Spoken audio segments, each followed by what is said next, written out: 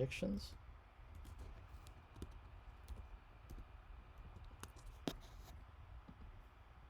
And those are those predictions, and it's going to leave that there. And as I said, this is getting an accuracy of 0.9 and area under the curve few. But that's actually really very good. So to get a little bit of intuition, we're going to use what's called a confusion matrix. Confusion matrix is confusing. That's why they call it that.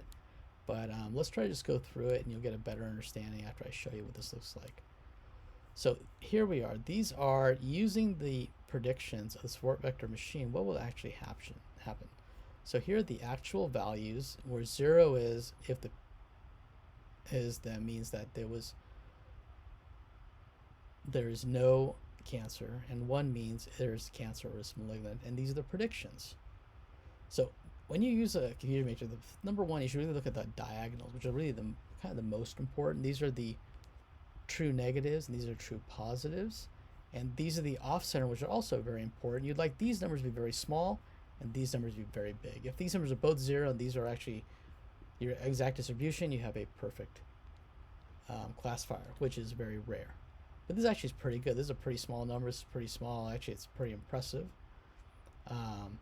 And this would be called your true positives, meaning that if you thought that the algorithm said the patient has no malignancy, actually true negative, has no malignancy, and this is the actual value is no malignancy, that's great. And here it's predicting that there is malignancy, and also that there is actually malignancy. That would be 43. If you want to have the false positives, they would be over here, because you're predicting, well, actually, let's get this straight. These are going to be the false negatives. This is that the person actually has a malignancy, but you're predicting they're not. So that's pretty worrisome. Whereas here, you are predicting that they have a malignancy, but they actually don't. So that would be a false positive. And these are your false negatives. Now, it really depends on the clinical situation, and I just want to kind of sort of step back a bit. As far as the algorithm knows, all that we're doing is feeding in numbers, and it's spitting out a number. So this is really kind of important to kind of understand that this is kind of generalizable to just about anything. Imagine those were pictures, and you're taking pixel values of a picture. Or imagine this was like a, something else about that we're looking at, some other features that we're looking at. Maybe it's their height and weight, maybe it's their family history. You could put anything into that matrix that we're talking about, and then use that. Although a little bit of complication with continuous variables versus non-continuous, but hopefully you get the idea that the algorithm just takes in numbers and spits out a prediction. And so it's very generalizable and can be applied just about to anything. So after you've done this, I would recommend using some other data set and also making predictions to get a good sense of what's going on.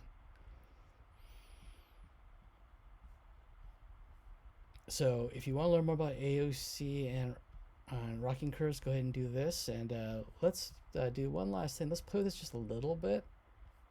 Let's go ahead and look at the confusion matrix for the basic classifier, which is the neural network. Now let's run it there. We knew that it was doing actually pretty horrible, right? Remember we said that its F1 score is like 0, and its accuracy was really low at 0.6, and the area of the curve is 0.5. It's like flipping a coin. So it's a pretty horrible model. So if I run this here, take a look at what happens. Yeah, it does a terrible job. It's not able to predict any of the cases that were malignant. So actually really pretty crummy job. And all of these are ones that the algorithm said they're not malignant. So you would never use this model. I'm gonna have to look back later and see why it's working so poorly. It must be I made a mistake that I was doing. In any case, though, let's look at something that's looking a little bit better. Actually, let's try one that we haven't looked at yet, which is the logistic regression model, the LR. Now, how the LR was actually pretty horrible too. A little bit better accuracy, 0.92, but its error in the curve was really 0.5, so really not that great. But let's try it. Let's take a look at it. So if you just replace, oh yeah, right here, predictions LR, and you run this code, we can take a look and see what happens. And yeah, not too bad. I mean, these are still pretty big, and these are smaller, so it doesn't do too horribly. Well, the error in the curve doesn't try to be that great. In any case, hopefully this gave you a flavor for how this works.